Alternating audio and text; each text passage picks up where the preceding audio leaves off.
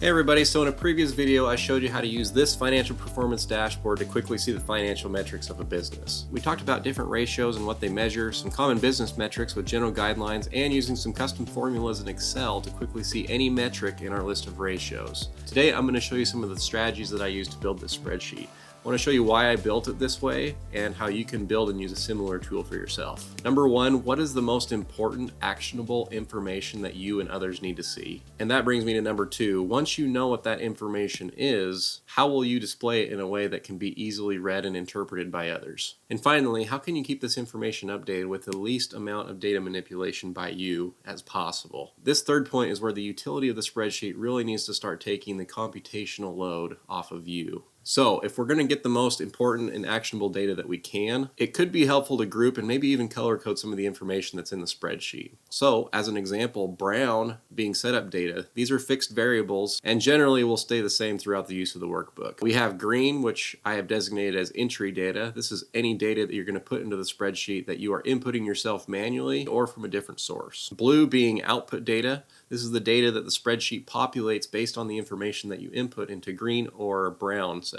And then I have purple, which I've designated for custom use. Obviously, you could use whatever colors and strategies work for you, but the idea here is that your data is distinguishable, organized, and easy to read and interpret by you and others. In this workbook, we have a ledger and a cash flow budget highlighted in green. This means that these tabs are going to be the primary place to enter information, whether manually or if you're inputting them from another source. Next, we have asset valuation and liability assessment colored as setup data in brown. This information stays relatively fixed, but we may maintain or update it as we continue to use it in the spreadsheet. We have our basic financial statements in the blue tabs and fields, meaning these are going to show information that is calculated by the spreadsheet, and it is based on the information that we put into the green and brown fields. Finally, we have the purple tab, the financial performance, which I have designated as a custom tab. In this case, I used it to show our custom formula calculation in a dashboard that is easy to interpret and read by me and others. So when we come in here and look at the cash flow budget, you can see that I'm using the exact same color coding that I'm using throughout the rest of the spreadsheet. This makes it easy to input information because you know what fields you can put it in. So for example, the green field is going to show where I'm going to manually input data or copy and paste from another source. Once I put the data into the green field, then the blue fields are automatically going to calculate the values that are associated with the data I put into the green fields. This spreadsheet is trying to help me determine if or how much of an operating loan I will need to operate within this production year. It's going to ask me for a couple of parameters. The first one being, what is the minimum balance I will allow in my bank account? Next, calculate the interest on that operating loan based on the 7.5% interest rate. You can see in this scenario, the spreadsheet has calculated that we will indeed need an operating loan. And so then I'll just go through here and I'll put a beginning balance, and then I will go ahead and put in my cash inflows. Then I will put in cash outflows in the form of expenses. Then I've added a section where you can input cash outflows in the form of payments. When I come down to the bottom, it's going to summarize all of that into a net cash balance. Now, this is what's going to help the spreadsheet know if you need an operating loan, because if the balance goes negative, well, I've already told the spreadsheet that I can't go below $5,000 in my bank account. So what we will do then is it will call for a certain amount of operating loan to cover that negative amount. The ending balance for that month that we went negative lands at $5,000, which is exactly what we told the spreadsheet to do. Once the spreadsheet determines how much your operating loan is, it then takes into account at what month did you take that amount of money out, and then it will calculate the amount of interest that you will pay from the beginning of that month until the end of the year when you pay the loan off. Also in blue fields, you'll see that it is summarizing the total amount of operating loan that we will need and including the amount of interest that we'll pay on that operating loan. And then you can see at the end of the year we have our operating loan payment, which includes the principal amount of operating loan as well as the interest that we paid. This is a perfect example of a way that you can input simple information and then have the spreadsheet do the heavy lifting for you, quickly get the answer that you want. To color code it in this way makes it really easy for you to understand as well as others. So when you're trying to explain something to a banker or to a trusted peer, they can quickly get on the same page and the same wavelength that you're on. So the question is, why did I do it this way? Well, not only can you easily view your data, but you can also quickly update the information in it without having to try to remember how you laid it out in the first place. For example, if I wanted to start over new, I could just clear out all the information in the green and brown cells, re-enter the new information, and everything else would follow automatically. One thing that I do when I create my spreadsheets is I always start with a template. I start with a template that has the colors that I like in the custom formats and layouts that I like, as well as the formulas that I've made. It just really helps when I want to go and create a tool and I don't have to start from scratch. A lot of the stuff is already here for me. This right here is the template that I always start with because it has the custom colors that I like, the common layouts that I like, and my most popular formulas, which include all of the custom formulas that I've made. If you're interested in a similar template, I'll leave a link in the description. In the meantime, let me know what you think. What are some of the strategies you guys are using that helps you multiply your efforts and makes you more efficient at managing your data? Thanks for sticking around, and we'll see you next time.